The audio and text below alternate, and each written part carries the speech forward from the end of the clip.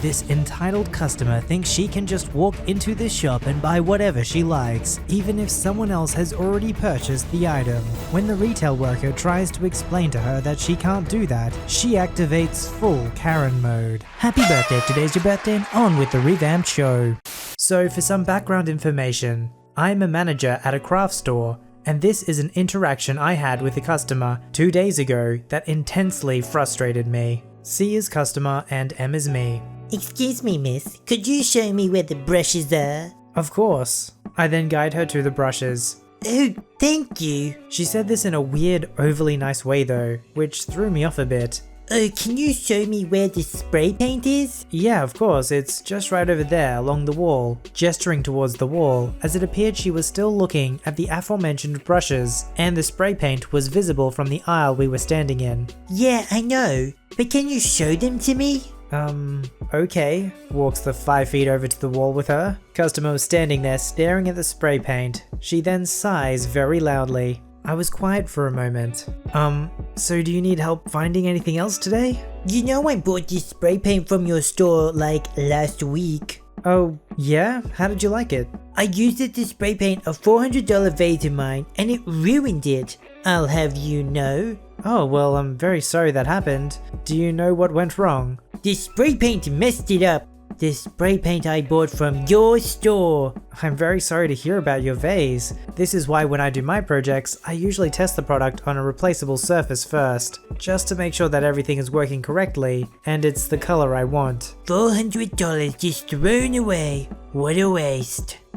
Customer stares intensely at me. Spray paint bought at your store. It was this one, right here. Gestures to a specific brand of spray paint. Ah, I see. I begin to see where this is going to go. There was silence for a few moments. So, are you gonna give me a refund or what? Excuse me? My refund? Are you going to give it to me?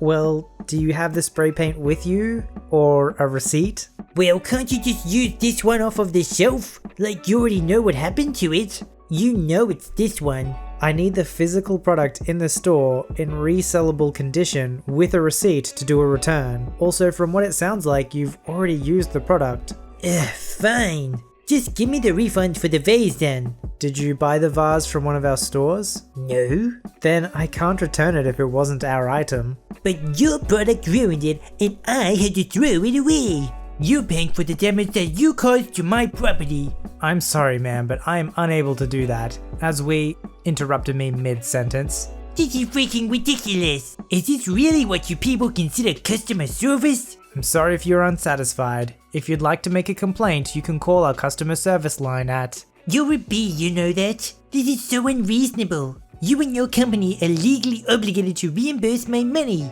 I'm sorry you feel that way. However, I am just following the rules set in place by our company guidelines. If you have an issue, please feel free to call this number. You corporate puppet. I'm never shopping here again. I'm taking my business to competitor store and telling all my friends to never shop here again. I'm sorry that you were unsatisfied with your visit with us today.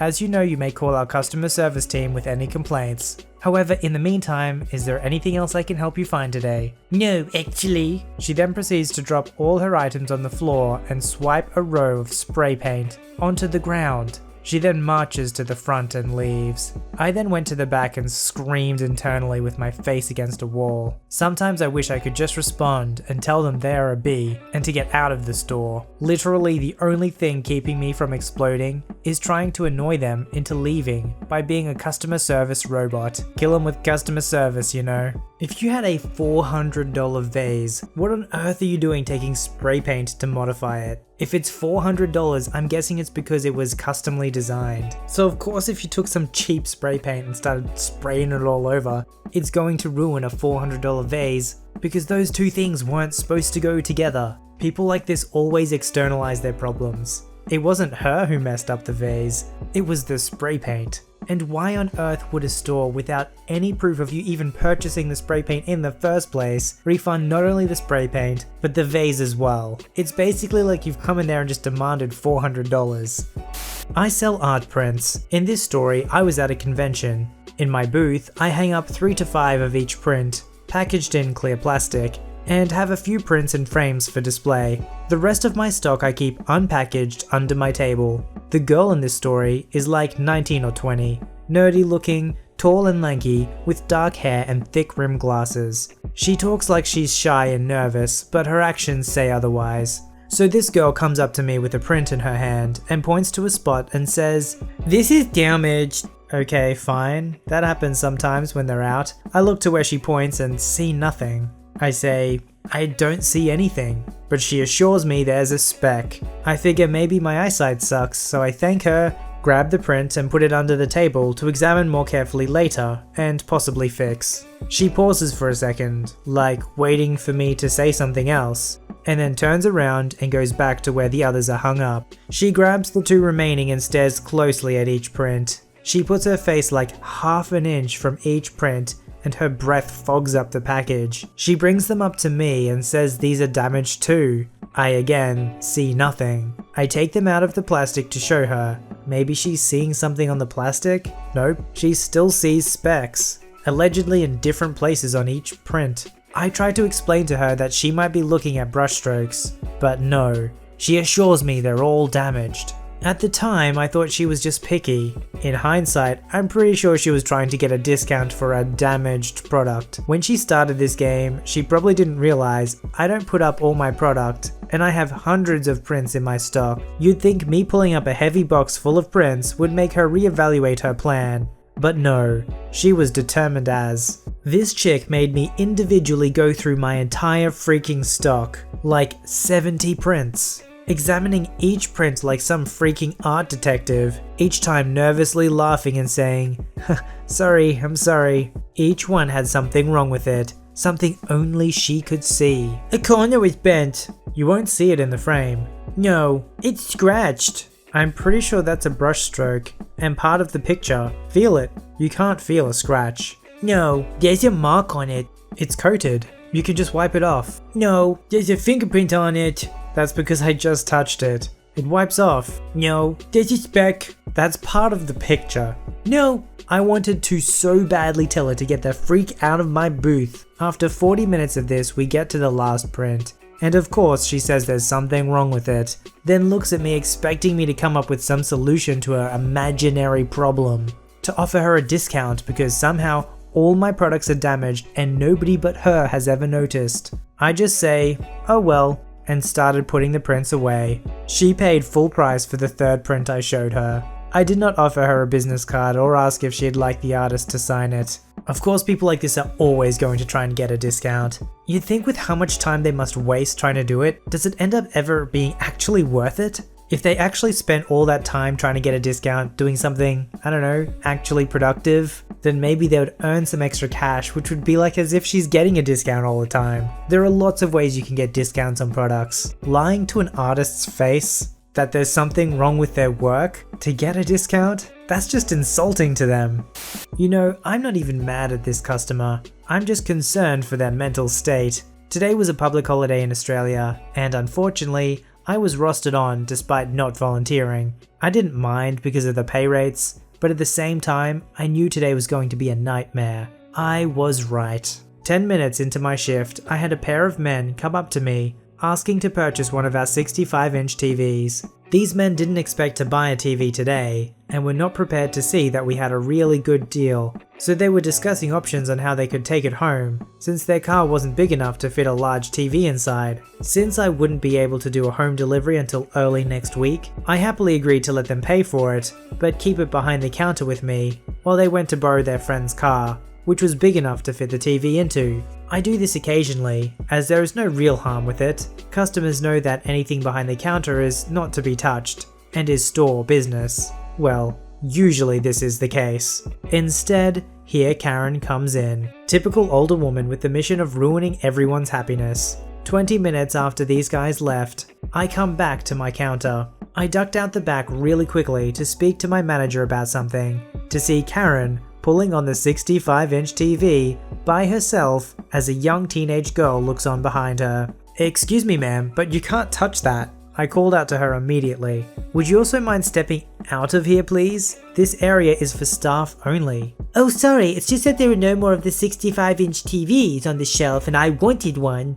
I saw it here, so I was just going to take it and save you from looking. I appreciate it, but this TV is actually being picked up soon. It's already been sold. I can have a look if we have any more though. I was kind of annoyed that this woman had ignored the obvious separation between the shop floor and the staff area and had stepped into my work area where she could have touched or damaged our equipment she isn't trained to use. The TV itself also weighs about 40 kilograms, and this woman was smaller than me, and I struggle pulling it myself. She could have tilted it in the wrong way and let the box fall, which would have damaged the screen. I wanted to avoid a disagreement since I basically told this woman to F off, and since the public holiday rush had died down a little, I decided to see if I could get another TV for her. I normally wouldn't do that when it was more than a little busy, since these TVs were really heavy, and I'm not strong enough to get them off pallets by myself. I bring Karen over to my computer and I check our system, where it appears we only have one in stock. It was the display, meaning we didn't have any left. Oh, how I love my luck. I'm sorry, but we don't have any more in stock in the moment. I can check any other nearby stores if you'd like. Nearby branch is only 10 minutes away. No, I can't travel there. I needed it from here. Can't I just take this one? And you can send those other people to the other store. No, sorry, but they already purchased the TV and it is theirs. Is there any other TV you were interested in? We also have the other brand 65-inch TVs. No, I want this one. At this point, I genuinely didn't know what to do. I had told her multiple times that the TV was sold, and I was polite in telling her that she couldn't take it, yet Karen was only getting annoyed, and the teenage girl with her was over at the phone cases we sell, and was visibly grabbing random ones, looking at them and dropping them to the bottom of the shelf instead of putting them back. You can't have this TV, it isn't for sale. I think the other retail store in the center sells them. Go check with them. Luckily, Karen only gave an exaggerated sigh and stormed off. The two guys came in about 20 minutes later to pick up their TV,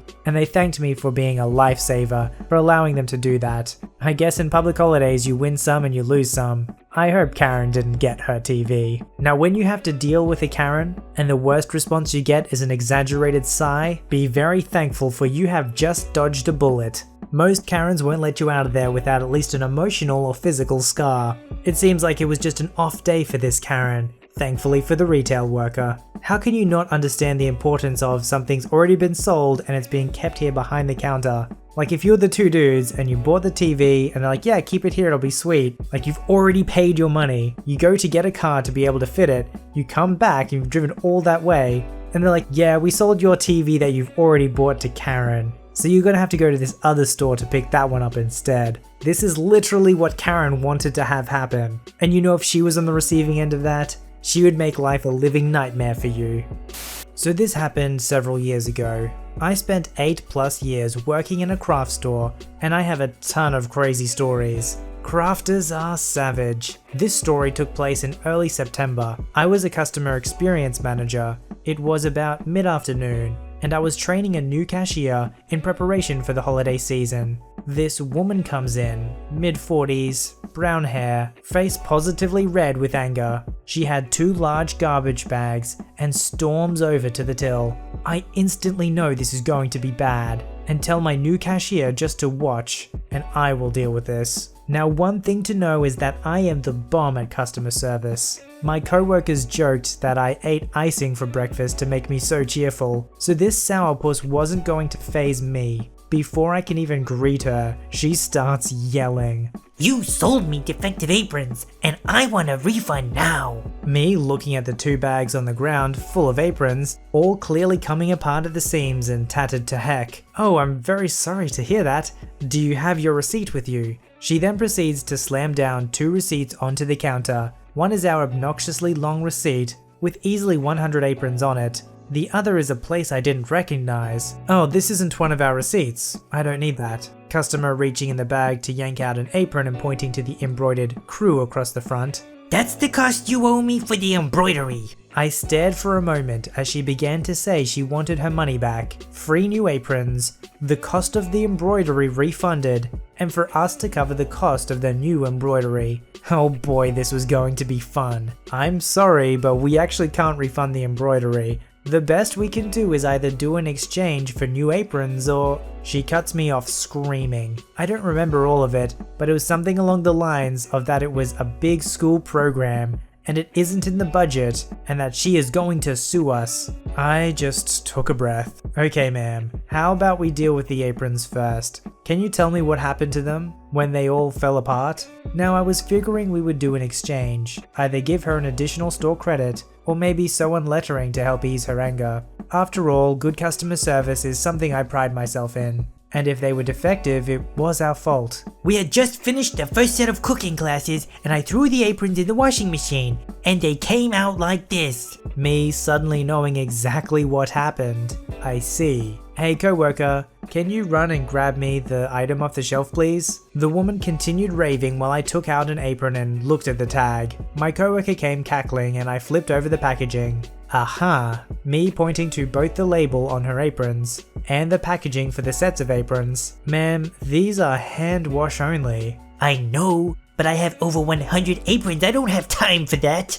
I stared, baffled for a moment. So you knew before you throw them into the washing machine that they were hand wash only? Yes, and I don't have time to hand wash them. I'm sorry ma'am, but you knowingly didn't follow the washing directions. It's no wonder they fell apart. We won't be refunding you anything today. She proceeded to dump the aprons on the ground, throw a few at me, scream at the top of her lungs about suing us, boycotting our store, and something to the effect of, "You don't know who I am, I'll destroy you," and left. We just gathered the aprons up and put them in the back in case she came back for them, so she wouldn't try and say we stole them from her. Never saw her again, never got sued or boycotted. Still the wildest experience I ever had. As the story's going along, you're like, you know what? If you paid for all this embroidery on the aprons, then it all started falling apart, you kind of would expect that they should pay for that as well. You wouldn't expect them to all just, fall apart like that, right? Maybe paying for the new embroidery is a bit much, but at least covering the damages that were initially done. Until it hits you, which of course it does. Is it any wonder that it said hand wash only, and that she knew that, and yet didn't do it anyway? Why? Oh, but I don't have time for that. Well then you need to get 100 of them that are able to be machine washed. Yeah, it might cost you more initially, but you know what costs a lot more? Ruining 100 aprons because you threw them in the wash. Submit your story to be read on the channel at voiceyherestories@gmail.com and join our Voicey veteran community at r/VoiceyHere. Don't forget to like, subscribe, and hit that bell to never miss an episode. Alright Voicey veterans, I'll see you in the next one.